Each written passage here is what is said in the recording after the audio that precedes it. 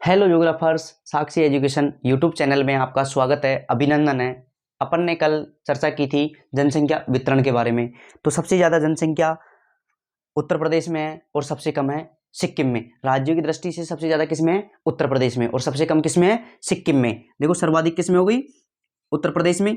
राज्यों में, राज्यों की दृष्टि उत्तर प्रदेश में सर्वाधिक हो गई उत्तर प्रदेश में, और न्यूनतम हो गई सिक्किम में। किस में हो गई? सिक्किम में। और केंद्र शासित प्रदेशों की दृष्टि से सर्वाधिक हो गई दिल्ली में और न्यूनतम हो गई लक्षद्वीप में। केंद्र शासित प्रदेशों की दृष्टि से सर्वाधिक दिल्ली में। किसमें? दिल्ली में। और न्यूनतम लक्षद्वीप में। कौन से द्वीप में? लक्षद्वीप में, जो कहाँ है? अरब सागर में। अरब सागर में। अरब सागर में। यहां तक अपन ने विस्तार से धुआंधार तरीके से, शानदार तरीके से एक एक बिंदु का गहनता के साथ अध्ययन किया था। अपन आज चर्चा करेंगे जनसंख्या वितरण को प्रभावित करने वाले कारक। किसके बारे में चर्चा करेंगे? जनसंख्या वितरण को प्रभावित करने वाले कारक। तो हेडिंग लगाओ, जनसंख्या वितरण को प्रभावित करने वाले कारक। अपनी हेडिंग है जनसंख्या वितरण को। किसको? जनसंख्या वितरण को। जनसंख्या वितरण को, वितरण को, जनसंख्या वितरण को प्रभावित करने वाले कारक। प्रभावित करने वाले कारक। करने वाले, प्रभावित करने वाले कारक। करने वाले कारक। कौन कौन से कारक प्रभावित करते हैं जनसंख्या वितरण को? तो जनसंख्या वितरण को प्रभावित करने वाले कारक।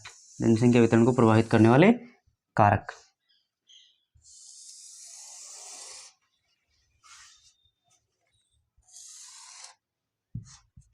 तो अपन किसके बारे में चर्चा करेंगे? जनसंख्या वितरण को प्रभावित करने वाले कारकों के बारे में। तो पहला आता है भौतिक कारक। कौन सा कारक? भौतिक कारक। पहला है अपना भौतिक कारक। कौन सा कारक? भौतिक कारक। भौतिक कारक। भौतिक कारक। पहला कारक कौन सा हो गया? भौतिक कारक। दूसरा हो गया आर्थिक कारक। कौन सा कारक? आर्थिक कारक। दूसरा कारक हो गया आर्थिक कारक। दूसरा कारक हो गया आर्थिक कारक। आर्थिक कारक। आर्थिक कारक। और नंबर 3, तीसरा हो गया सामाजिक, सांस्कृतिक एवं ऐतिहासिक कारक। सामाजिक, सांस्कृतिक एवं ऐतिहासिक कारक। सामाजिक, सामाजिक, सांस्कृतिक एवं ऐतिहासिक कारक। ऐतिहासिक कारक। हासिक कारक। तो देखो जनसंख्या वितरण को प्रभावित करने वाले मुख्य रूप से 3 मुख्य कारक हैं। कौन कौन से हो गए? भौतिक कारक हो गए, आर्थिक कारक हो गए, और सामाजिक, सांस्कृतिक एवं ऐतिहासिक कारक हो गए। अपन एक एक बिंदु का गहनता के साथ अध्ययन करेंगे। तो पहला आता है भौतिक कारक। भौतिक कारकों में कौन कौन जनसंख्या वितरण को प्रभावित करता है? पहला है भू आकृतिक या स्थल रूप। पहला कौन सा है? भू आकृतिक या स्थल रूप। पहला भू आकृति या स्थल रूप। भू आकृति या स्थल रूप। स्थल रूप। देखो भौतिक कारकों में पहला कौन सा हो गया? भू आकृति या स्थल रूप। यह जनसंख्या वितरण को प्रभावित करता है। दूसरा,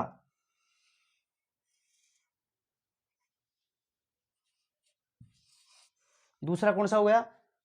जलवायु। कौन सा हो गया? जलवायु। दूसरा हो गया जलवायु। जलवायु भी जनसंख्या वितरण को प्रभावित करती है। दूसरा हो गया जलवायु। तीसरा हो गया जल की उपलब्धता। तीसरा कौन सा हो गया? तीसरा कारक, तीसरा भौतिक कारक कौन सा हो गया? जल की उपलब्धता। जल की उपलब्धता। जल की उपलब्धता। जल की उपलब्धता।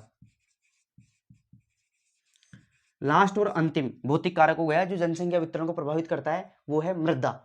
मृदा भी जनसंख्या वितरण को प्रभावित करती है। चौथा है मृदा, मृदा ये भी जनसंख्या वितरण को प्रभावित करती है। ये तो अपने भौतिक कारक हो गए। उसके बाद आता है आर्थिक कारक। उसके बाद कौन सा आता है? आर्थिक कारक। अब आर्थिक कारक में कौन कौन से आएंगे? पहला नंबर एक आएगा खनिज, खनिज व खनन, खनिज व खनन, खनन ये भी जनसंख्या वितरण को प्रभावित करते हैं, खनिज व खनन। औद्योगिक विकास, औद्योगिक विकास भी जनसंख्या वितरण को प्रभावित करता है। औद्योगिक विकास, कौन सा विकास?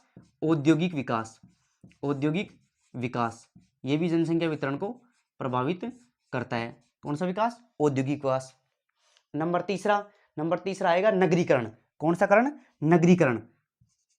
नंबर 3 आर्थिक कारकों में नंबर 3 पे आएगा नगरीकरण, नगरीकरण ये भी जनसंख्या वितरण को प्रभावित करता है। ये मुख्यतः 3 कारक हो गए। आर्थिक कारकों में 3 कारक हो गए। पहला हो गया खनिज व खनन संसाधन, दूसरा होगा औद्योगिक विकास और तीसरा हो गया नगरीकरण। ये भी जनसंख्या वितरण को प्रभावित करते हैं।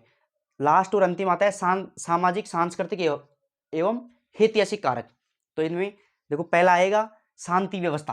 देखो शांति व्यवस्था भी जनसंख्या वितरण को प्रभावित करती है।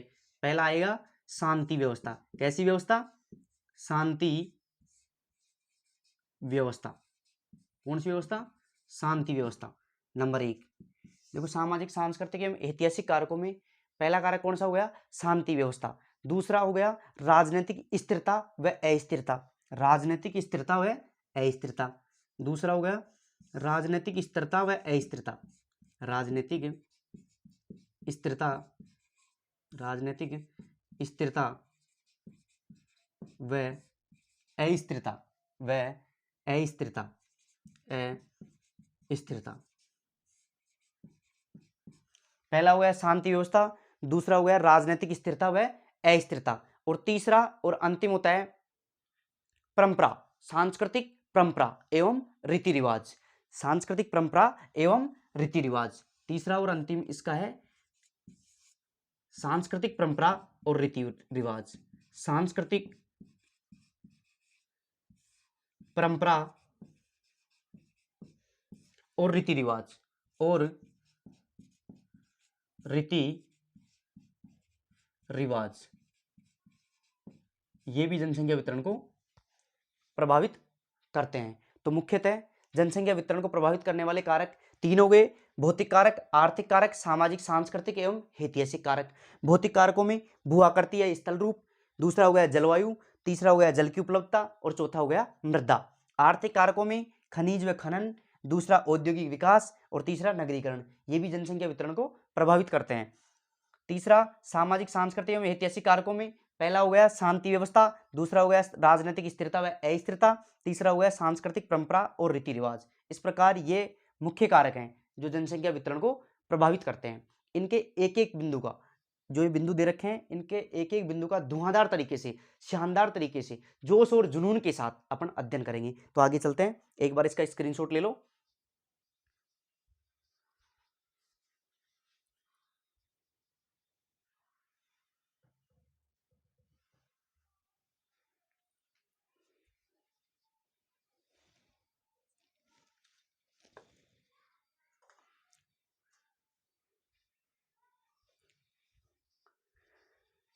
संभवतः आपने स्क्रीनशॉट ले लिया होगा, तो अपन आगे चलते हैं।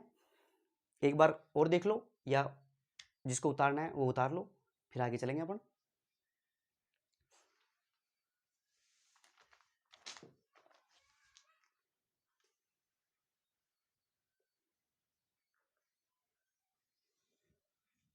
संभवतः स्क्रीनशॉट ले लिया होगा या उतार लिया होगा। आगे चलते हैं, एक बार इसको मिटा देते हैं।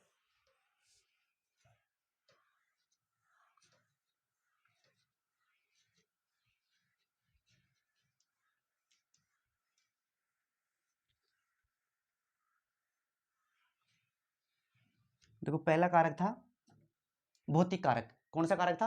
भौतिक कारक, जिसमें पहला था भू आकृति या स्थल रूप।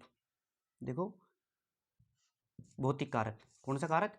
भौतिक कारक, भौतिक कारक। इसमें नंबर 1 पे था,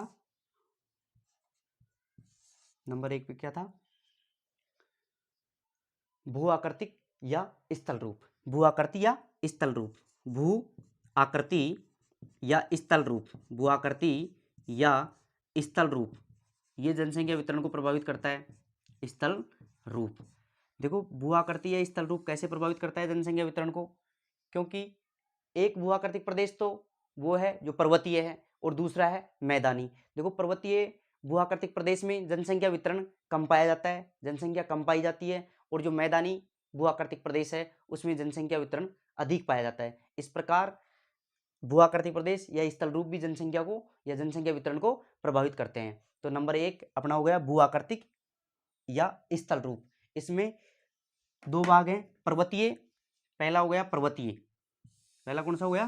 पर्वतीय, पहला हो गया पर्वतीय, पर्वतीय,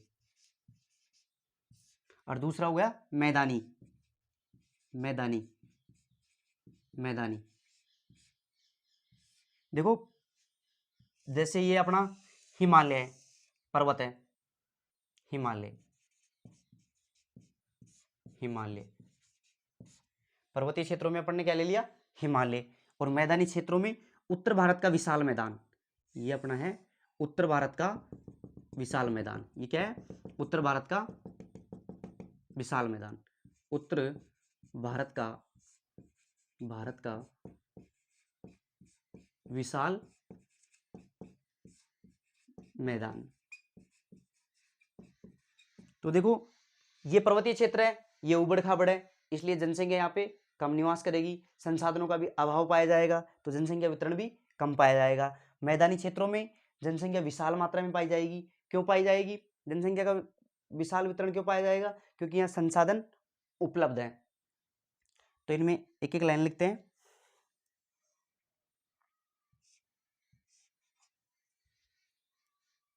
पर्वतीय क्षेत्रों में जनसंख्या वितरण कम पाया जाता है। पहला क्या है? पर्वतीय क्षेत्रों में। कौन से क्षेत्रों में? पर्वतीय क्षेत्रों में, पर्वतीय क्षेत्रों में जनसंख्या वितरण, जनसंख्या वितरण कम पाया जाता है। जनसंख्या वितरण कैसा पाया जाता है? कम पाया जाता है, वितरण कम पाया जाता है, कम पाया जाता है। पर्वतीय क्षेत्रों में जनसंख्या वितरण कैसा पाया जाता है? कम पाया जाता है, क्योंकि पर्वतीय पहाड़ी क्षेत्र, क्योंकि पर्वतीय पहाड़ी क्षेत्र उबड़ खाबड़ भूभाग है, क्योंकि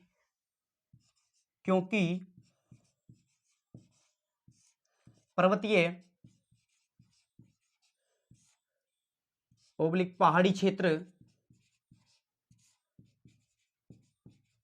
कैसे भूभाग है? उबड़ खाबड़ भूभाग है, उबड़ खाबड़ भूभाग है, उबड़ खाबड़ भूभाग है। कैसे भूभाग है?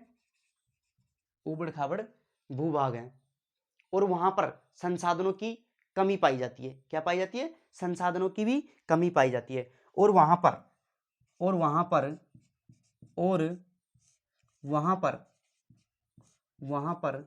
संसाधनों की कमी पाई जाती है, संसाधनों की कमी या अभाव पाया जाता है, संसाधनों की कमी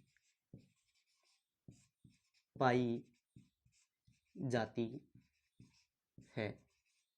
संसाधनों की कमी पाई जाने के कारण भी यहाँ पर जनसंख्या वितरण कम पाया जाता है। दूसरी ओर है मैदानी क्षेत्र। मैदानी क्षेत्र में उत्तर भारत का विशाल मैदान, उत्तर भारत का विशाल मैदान। मैदानी क्षेत्रों में जनसंख्या वितरण अधिक पाया जाता है।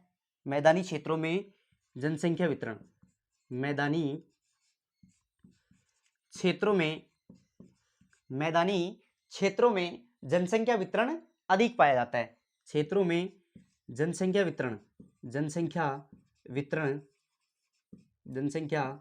वितरण अधिक पाया जाता है। कैसा पाया जाता है? अधिक पाया जाता है। मैदानी क्षेत्रों में जनसंख्या वितरण अधिक पाया जाता है, क्योंकि मैदानी क्षेत्र समतल भूभाग होते हैं। कैसे भूभाग होते हैं? समतल भूभाग। क्योंकि मैदानी क्षेत्र मैदानी क्षेत्र, मैदानी क्षेत्र समतल, कैसे भाग होते हैं? समतल, समतल भूभाग होते हैं, भूभाग होते हैं। देखो अपन ने पहला भू आकृतिक प्रदेश या स्थल रूप पढ़ा, जिसमें से पर्वतीय भाग हो गया, एक मैदानी भाग हो गया। पर्वतीय भागों में जनसंख्या का वितरण कम पाया जाता है क्योंकि वो एक उबड़ खाबड़ भूभाग है, संसाधनों की भी कमी पाई जाती है। दूसरी ओर मैदानी क्षेत्र है जिसमें उत्तर भारत का विशाल मैदान है, यहाँ पर जनसंख्या का वितरण अधिक पाया जाता है। क्यों पाया जाता है? क्योंकि मैदानी क्षेत्र समतल भूभाग है और संसाधन भी अधिक उपलब्ध रहते हैं। और मैदानी क्षेत्रों में संसाधनों की उपलब्धता, संसाधनों की उपलब्धता, संसाधनों की उपलब्धता अधिक पाई जाती है, संसाधनों की उपलब्धता अधिक पाई जाती है। एक बार इसका स्क्रीनशॉट लो, फिर आगे चलते हैं।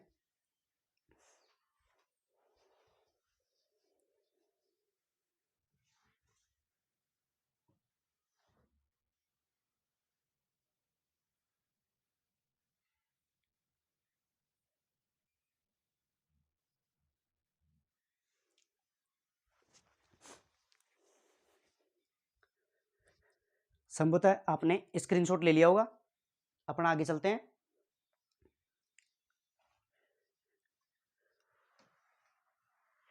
भौतिक कारकों में पॉइंट नंबर 2, भौतिक कारकों में पॉइंट नंबर 2।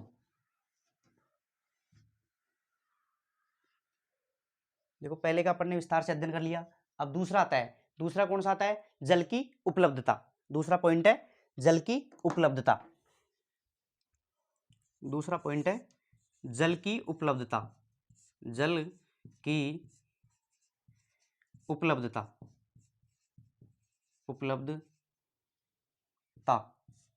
जल की उपलब्धता। देखो जल की उपलब्धता भी जनसंख्या वितरण को प्रभावित करती है।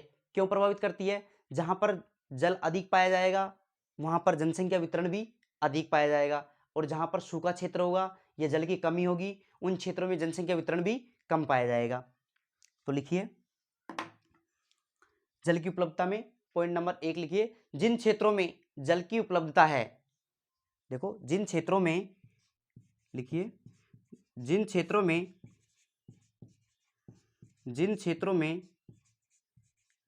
जल की उपलब्धता, जल की उपलब्धता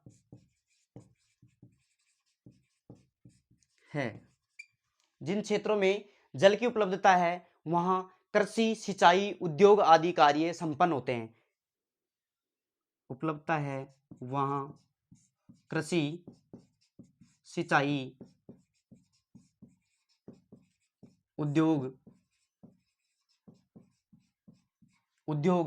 आदि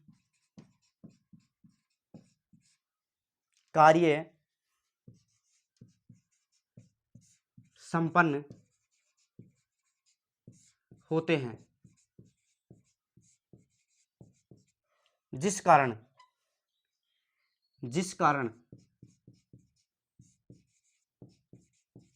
इन क्षेत्रों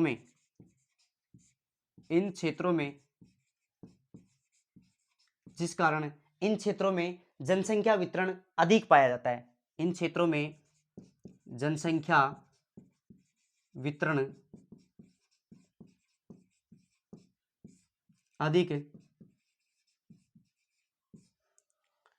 पाया जाता है। दूसरी ओर, अगला पॉइंट लिखिए, दूसरी ओर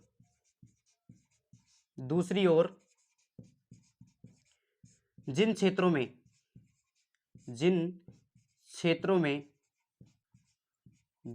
में जल की कमी पाई जाती है, जल की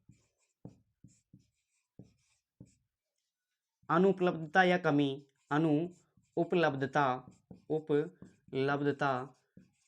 कोष्टक में कमी पाई जाती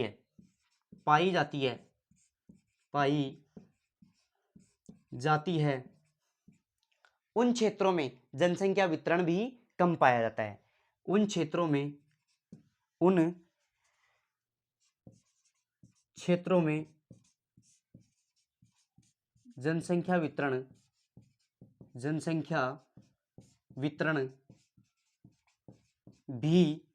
जनसंख्या वितरण भी कम पाया जाता है,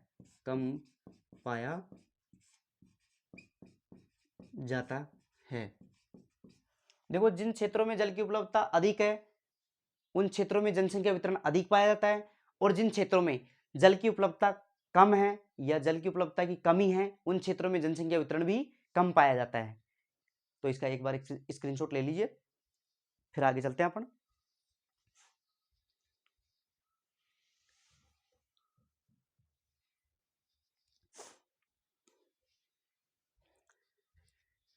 संभवतः आप सबने उतार लिया होगा या स्क्रीनशॉट ले लिया होगा, तो अपन आगे चलते हैं।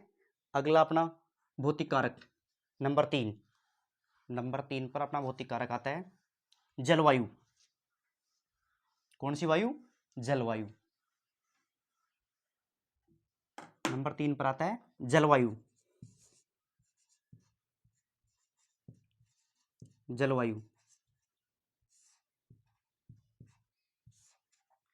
देखो जलवायु भी जनसंख्या वितरण को प्रभावित करती है। जिन क्षेत्रों में कठोर जलवायु है उन क्षेत्रों में जनसंख्या वितरण कम पाया जाता है, और जिन क्षेत्रों में मृदुल जलवायु है उन क्षेत्रों में जनसंख्या वितरण अधिक पाया जाता है। कठोर जलवायु का मतलब जैसे भूमध्य रेखीय क्षेत्र, ध्रुवीय क्षेत्र, क्योंकि भूमध्य रेखा के आसपास धूप अधिक गिरती है, इस वजह से वहां तापमान अधिक रहता है। ध्रुवों पर बर्फ गिरती है, इस वजह से वहां पर ठंड ज्यादा रहती है। तो ये कठोर जलवायु वाले प्रदेश हो गए, तो वहां पर जनसंख्या वितरण कम पाया जाता है। जलवायु, तो जलवायु भी जनसंख्या वितरण को प्रभावित करती है। कठोर जलवायु लिखिए, कठोर जलवायु कोष्टक में लिख सकते हैं अपन भूमध्य रेखीय क्षेत्र, भूमध्य रेखीय क्षेत्र, और दूसरा ध्रुवीय क्षेत्र। कौन सा क्षेत्र? ध्रुवीय क्षेत्र। ये कौन से क्षेत्र हो गए? कठोर जलवायु वाले क्षेत्र। कठोर जलवायु वाले क्षेत्रों में कठोर जलवायु वाले क्षेत्रों में जनसंख्या वितरण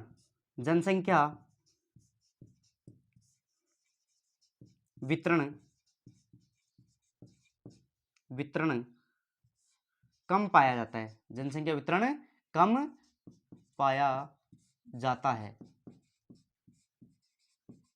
जबकि जिन क्षेत्रों की जलवायु मृदुल है, जबकि जिन क्षेत्रों की जलवायु कैसी है? मृदुल। जिन क्षेत्रों की जलवायु मृदुल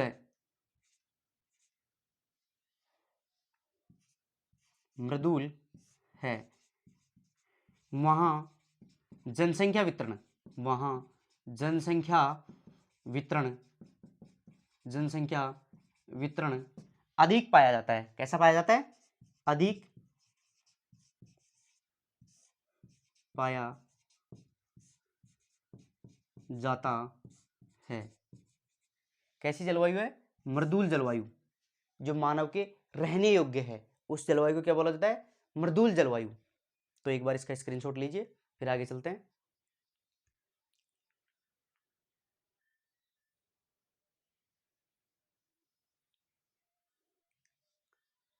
संभवतः आपने स्क्रीनशॉट ले लिया होगा। लास्ट और अंतिम भौतिक कारक वो है अपनी मृदा। मृदा भी जनसंख्या वितरण को प्रभावित करती है। लास्ट और अंतिम कौन सी हो गई? मृदा। देखो भौतिक कारकों में लास्ट और अंतिम है मृदा। मृदा भी जनसंख्या वितरण को प्रभावित करती है। मृदा, देखो जिन क्षेत्रों में उपजाऊ मृदा पाई जाती है उन क्षेत्रों में जनसंख्या वितरण भी अधिक पाया जाता है, जबकि जिन क्षेत्रों में उपजाऊ मृदा का अनुपात कम पाया जाता है उन क्षेत्रों में जनसंख्या वितरण भी कम पाया जाता है। तो अपन लिखेंगे जिन क्षेत्रों में जिन क्षेत्रों में उपजाऊ मृदा अधिक पाई जाती है, अधिक पाई जाती है, उन क्षेत्रों में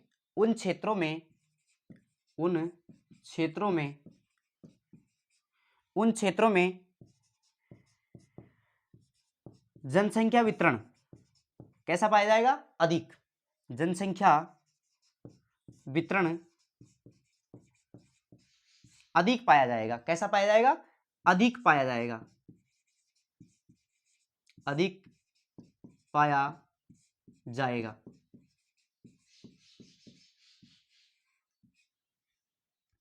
और जिन क्षेत्रों में उपजाऊ मृदा का अनुपात कम है, और आगे लिखिए, और जिन क्षेत्रों में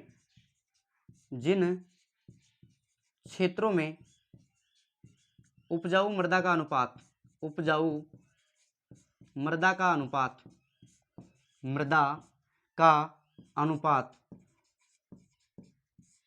कम पाया जाता है। कैसा पाया जाता है? कम पाया जाता है, कम पाया जाता है। वहां पर जनसंख्या वितरण भी कम पाया जाता है। जनसंख्या वितरण भी कैसा पाया जाता है? जनसंख्या वितरण भी कम पाया जाता है। तो ये अपने हो गए भौतिक कारक पूरे। एक बार इसका स्क्रीनशॉट ले लीजिए, फिर आगे चलते हैं।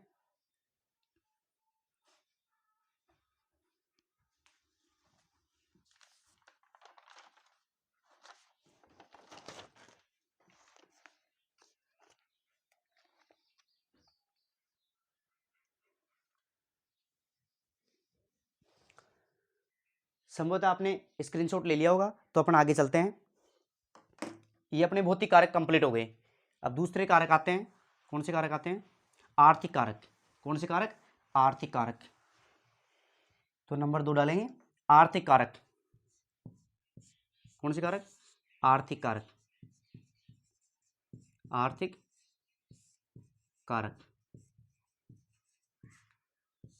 अब आर्थिक कारकों में भी नंबर 1 खनिज संसाधन। नंबर 1 कौन से संसाधन? खनिज संसाधन। खनिज संसाधन।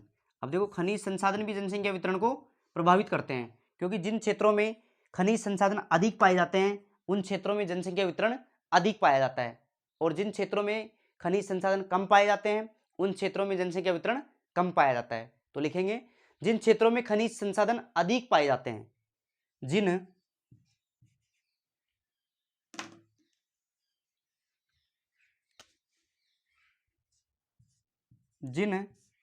क्षेत्रों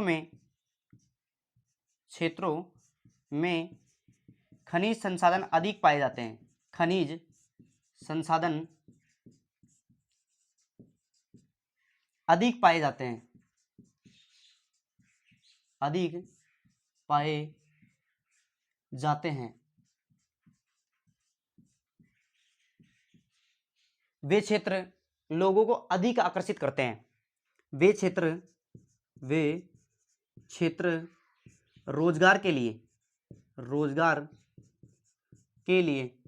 लिए लोगों को अधिक आकर्षित करते हैं, लोगों को अधिक आकर्षित करते हैं, अधिक आकर्षित करते हैं, आकर्षित करते हैं। तो उन क्षेत्रों में जनसंख्या वितरण, तो उन क्षेत्रों में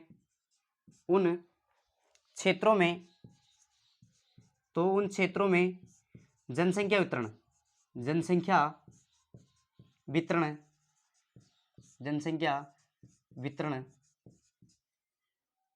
वितरण अधिक पाया जाता है, अधिक पाया जाता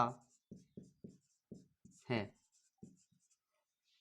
दूसरी ओर दूसरा पॉइंट लिखेंगे, दूसरी ओर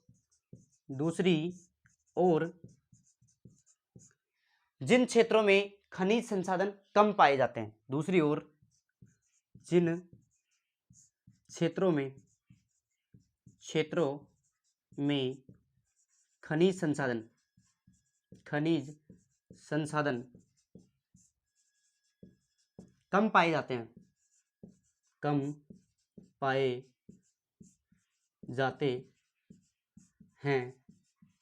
वहां पर जनसंख्या वितरण भी कम पाया जाता है। वहां पर जनसंख्या वितरण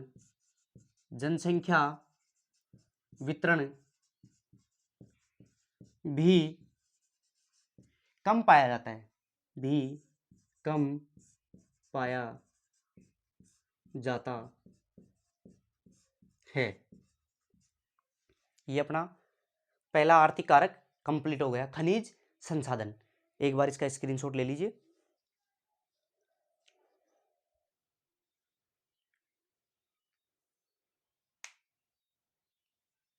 संभवतः आपने स्क्रीनशॉट ले लिया होगा। आगे चलते हैं। दूसरा आर्थिक कारक,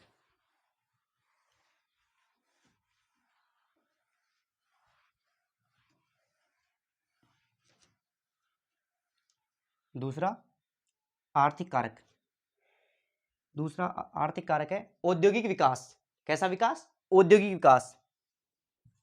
नंबर 2 औद्योगिक विकास। औद्योगिक विकास।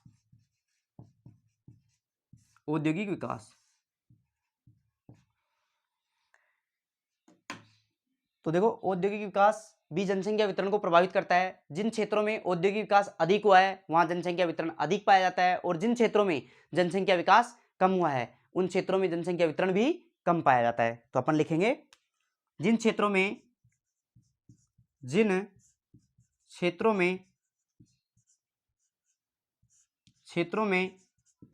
जनसंख्या विकास, औद्योगिक विकास। कौन सा विकास? औद्योगिक विकास अधिक हुआ है। जिन क्षेत्रों में औद्योगिक विकास अधिक हुआ है उन क्षेत्रों में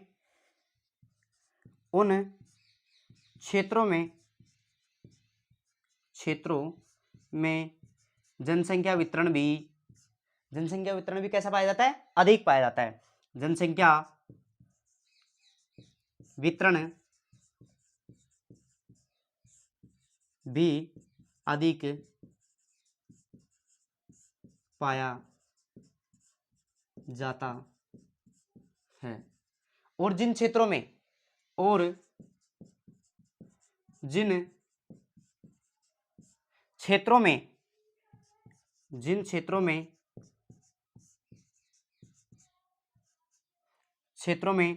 औद्योगिक विकास, कैसा विकास?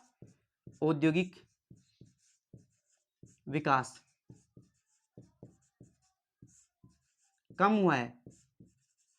जिन क्षेत्रों में औद्योगिक विकास कम हुआ है उन क्षेत्रों में जनसंख्या वितरण भी कम पाया जाता है।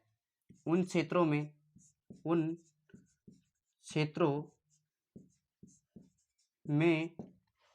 जनसंख्या वितरण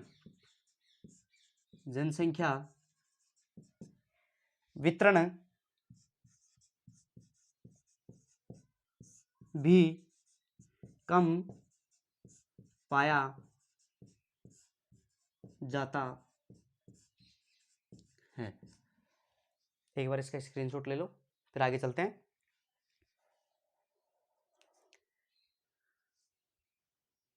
संभवतः आपने स्क्रीनशॉट ले लिया होगा। आर्थिक कारकों में नंबर 3 नगरीकरण। आर्थिक कारकों में नंबर 3 है नगरीकरण। अब नगरीकरण भी जनसंख्या वितरण को प्रभावित करता है। तो तीसरा कारक हो गया नगरीकरण। तीसरा कारक क्या हो गया? नगरीकरण।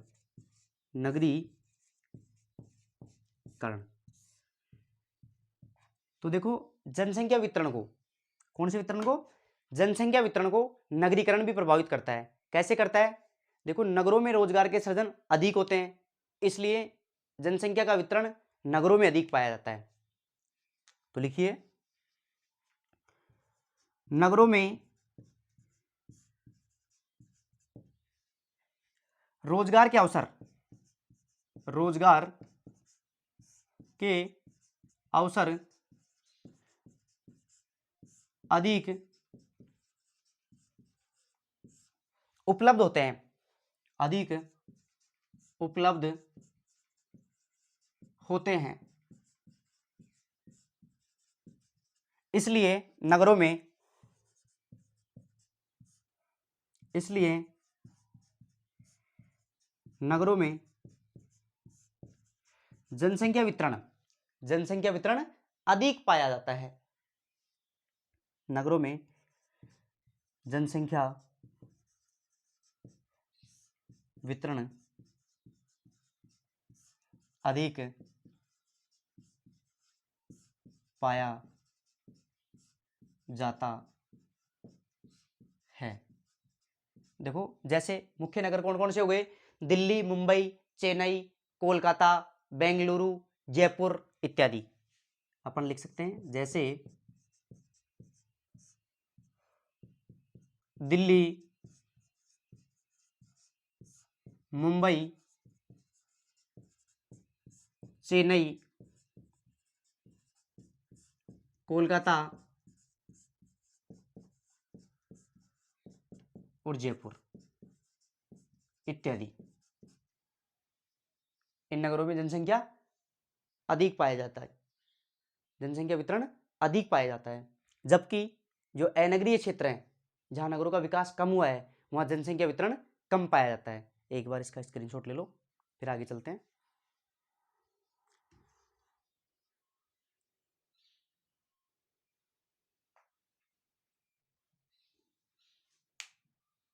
संभवतः आपने स्क्रीनशॉट ले लिया होगा। तो ये अपने आर्थिक कारक हो गए कंप्लीट।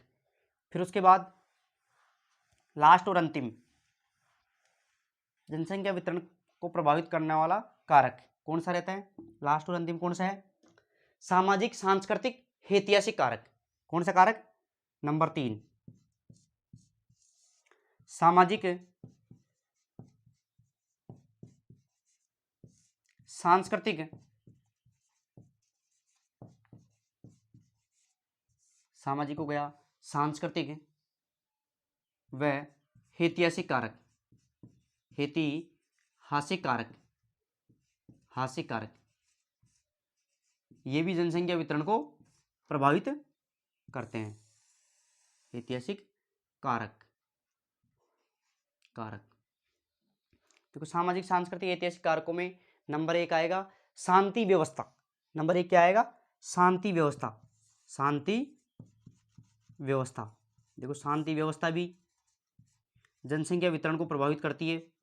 शांति व्यवस्था क्यों करती है? जिन क्षेत्रों में शांति व्यवस्था अधिक पाई जाती है, वहां पर जनसंख्या वितरण भी अधिक पाया जाता है, और जहां पर सामाजिक उपद्रव अधिक होते हैं, वहां पर जनसंख्या वितरण भी कम पाया जाता है। तो लिखेंगे, जिन क्षेत्रों में, जिन क्षेत्रों में, जिन क्षेत्रों में, जिन क्षेत्रों में शांति व्यवस्था, कैसी व्यवस्था? शांति व्यवस्था, शांति व्यवस्था अधिक पाई जाती है, अधिक पाई जाती है,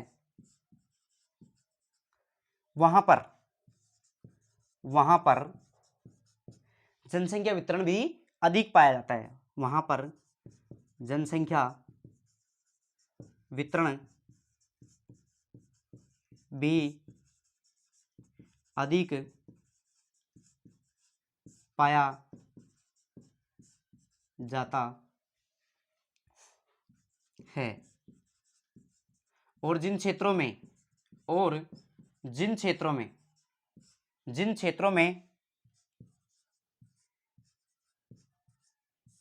अशांति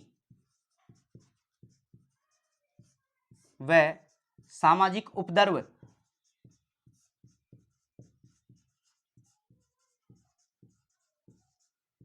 पाया जाता है, पाया जाता है, वहां जनसंख्या वितरण भी कम पाया जाता है। वहां जनसंख्या वितरण, वहां जनसंख्या वितरण भी कम पाया जाता है, वितरण भी कम पाया जाता है। एक बार इसका स्क्रीनशॉट ले लो, फिर आगे चलते हैं।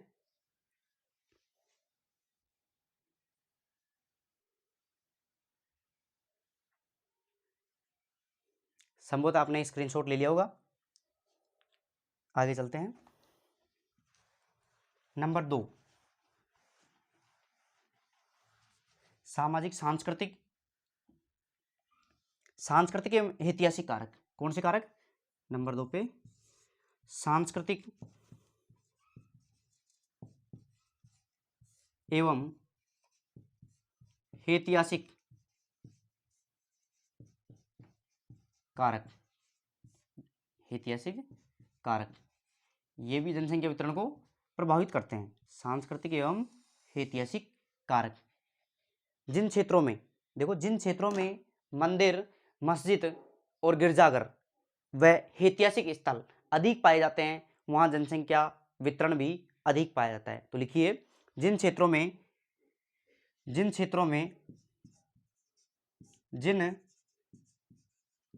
में मंदिर, मस्जिद, गिरजाघर, मंदिर, मस्जिद, गिरजाघर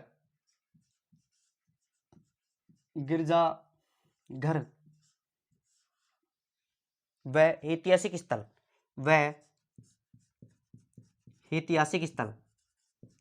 कौन से स्थल? ऐतिहासिक स्थल अधिक पाए जाते हैं, ऐतिहासिक स्थल अधिक पाए जाते हैं, अधिक पाए जाते हैं, वहां जनसंख्या वितरण भी अधिक पाया जाता है, वहां जनसंख्या वितरण भी अधिक पाया जाता है, जोश और जुनून के साथ। वहां जनसंख्या वितरण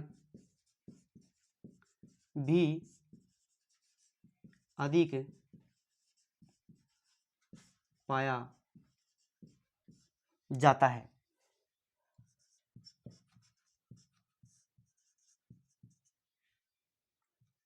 तो सांस्कृतिक एवं ऐतिहासिक कारक भी जनसंख्या वितरण को प्रभावित करते हैं। एक बार इसका स्क्रीनशॉट ले लीजिए, और क्लास पसंद आए तो लाइक करना, सब्सक्राइब करना, शेयर करना। तो एक बार इसका स्क्रीनशॉट लो, फिर आगे चलते हैं।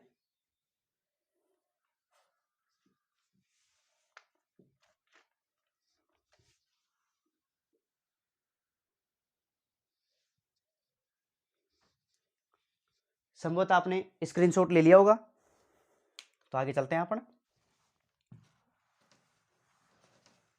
ये अपने हो गए जनसंख्या वितरण को प्रभावित करने वाले कारक, कंप्लीट। तो देखो, भारत में, अपन भारत की ज्योग्राफी पढ़ रहे हैं, तो भारत में देखो, भारत में कहां पर जनसंख्या वितरण अधिक पाया जाता है, या उच्च जनसंख्या कहां पाई जाती है, और निम्न जनसंख्या कहां पाई जाती है। तो हेडिंग लगाएंगे, भारत में उच्च जनसंख्या वितरण वाले क्षेत्र। भारत में उच्च जनसंख्या वितरण वाले क्षेत्र, एक तरफ हेडिंग लगाएंगे, भारत में उच्च जनसंख्या वाले क्षेत्र, उच्च जनसंख्या वितरण वाले क्षेत्र, जनसंख्या वितरण वाले क्षेत्र,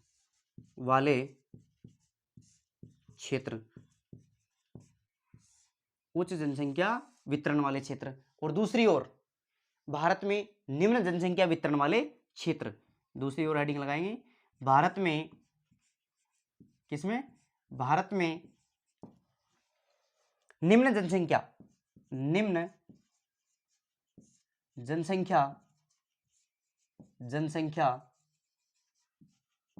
वितरण वाले क्षेत्र। एक तरफ लिख लिया अपन ने भारत में उच्च जनसंख्या वाले क्षेत्र और दूसरी तरफ लिख दिया भारत में निम्न जनसंख्या वाले क्षेत्र। तो अपन इनको दर्शाते हैं। पहले अपन भारत का मैप बना लेते हैं, क्योंकि मैप वाइज ही दर्शाएंगे अपन प्रत्येक चीज को।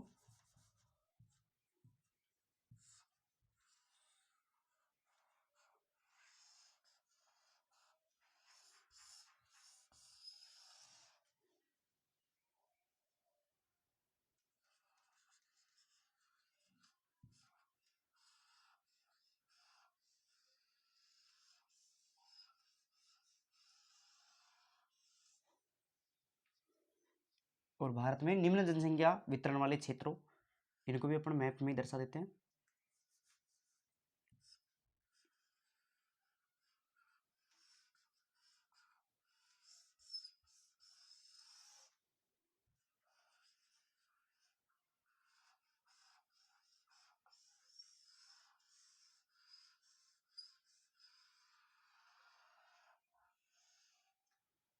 एक बार आप मैप का स्क्रीनशॉट लें, फिर आगे चलते हैं।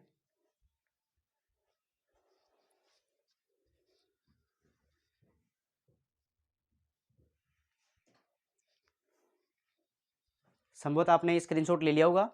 तो पहले अपन देखते हैं भारत में उच्च जनसंख्या वितरण वाले क्षेत्र। तो सबसे ज्यादा जनसंख्या वितरण कहां पाया जाएगा? उत्तर भारत के विशाल मैदान में। उत्तर भारत के विशाल मैदान में। तो पहला हो गया उत्तर भारत का विशाल मैदान, यहां पर जनसंख्या वितरण अधिक पाया जाएगा। विशाल मैदान, पहला ये हो गया उत्तर भारत का विशाल मैदान। दूसरा हो गया तटीय मैदान। दूसरा क्या हो गया? तटीय मैदान। तो देखो ये तटीय मैदान है, बिल्कुल ये किनारे वाले, ये तटीय मैदान है। ये वाला तट और ये वाला तट, यहां पर भी जनसंख्या वितरण अधिक पाया जाता है। यहां पर भी जनसंख्या वितरण अधिक पाया जाता है। तो हो गए तटीय मैदान। तटीय मैदान, एक तो इधर वाला तटीय मैदान पश्चिमी तट, और इधर ये भी तटीय मैदान, तटीय मैदान। तो यहां पर जनसंख्या वितरण अधिक पाया जाता है। दूसरी ओर भारत में निम्न जनसंख्या वितरण वाले क्षेत्र। तो निम्न जनसंख्या कहां पाई जाएगी? हिमालयी क्षेत्रों में या पर्वतीय क्षेत्रों में। तो हिमालयी क्षेत्र, तो देखो ये हो गया अपना हिमालयी क्षेत्र। हिमालयी क्षेत्र, एक तो हो गया हिमालयी क्षेत्र, हिमालयी क्षेत्र हो गया। उसके बाद दूसरा आता है पश्चिमी राजस्थान। पश्चिमी राजस्थान में भी जनसंख्या वितरण कम पाया जाता है। पश्चिमी राजस्थान, कौन सा राजस्थान? पश्चिमी राजस्थान। पश्चिमी राजस्थान, पश्चिमी राजस्थान में भी जनसंख्या वितरण कम पाया जाता है। और तीसरा आता है कच्छ का रण। कच्छ का रण जो गुजरात में है, कच्छ का रण, कौन सा रण? कच्छ का रण, जो गुजरात में है। यहां पर भी जनसंख्या वितरण कम पाया जाता है। उत्तरी पूर्वी राज्य जो पहाड़ी राज्य हैं, देखो ये उत्तरी पूर्वी राज्य, उत्तरी पूर्वी राज्य, कौन से राज्य? उत्तरी पूर्वी राज्य, यहां पर भी जनसंख्या वितरण कम पाया जाता है। उत्तरी पूर्वी राज्यों में भी जनसंख्या वितरण कम पाया जाता है। दक्षिणी मध्य भारत के आंतरिक राज्य, दक्षिणी मध्य और ये वाले राज्य, दक्षिणी मध्य भारत के आंतरिक राज्य, यहां पर भी जनसंख्या वितरण कम पाया जाता है। आंतरिक राज्य, यहां पर भी जनसंख्या वितरण कम पाया जाता है। तो अपन ने देखा है उच्च जनसंख्या वितरण वाले क्षेत्र और निम्न जनसंख्या वितरण वाले क्षेत्र। एक बार आप इसका स्क्रीनशॉट लो, फिर आगे चलते हैं।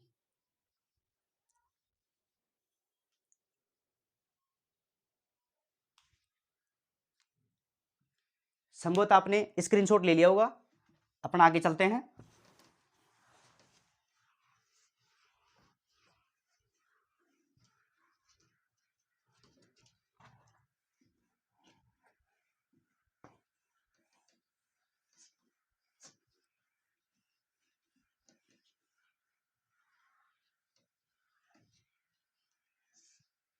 तो आगे लिखिए,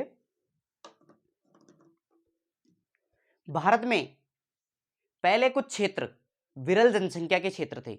भारत में पहले कुछ क्षेत्र, तो लिखिए साथ साथ लिखते हुए चलिए, भारत में पहले कुछ क्षेत्र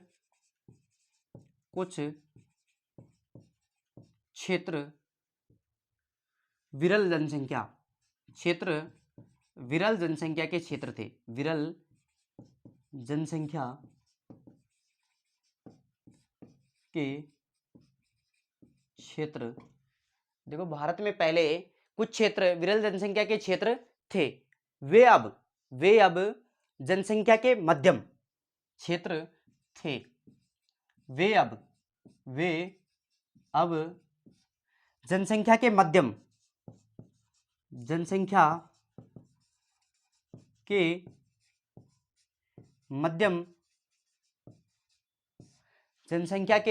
मध्यम से उच्च संकेंद्रण की ओर, मध्यम से उच्च संकेंद्रण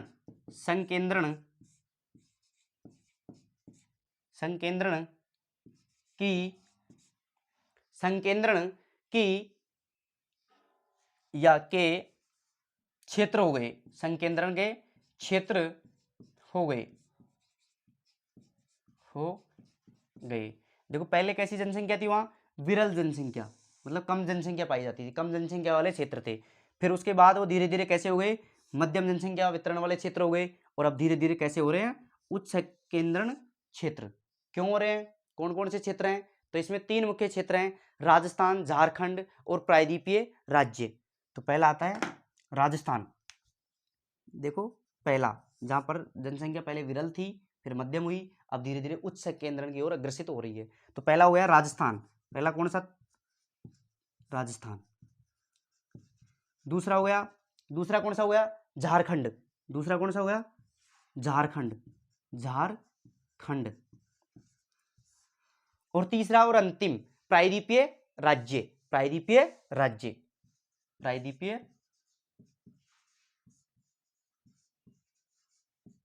राज्य।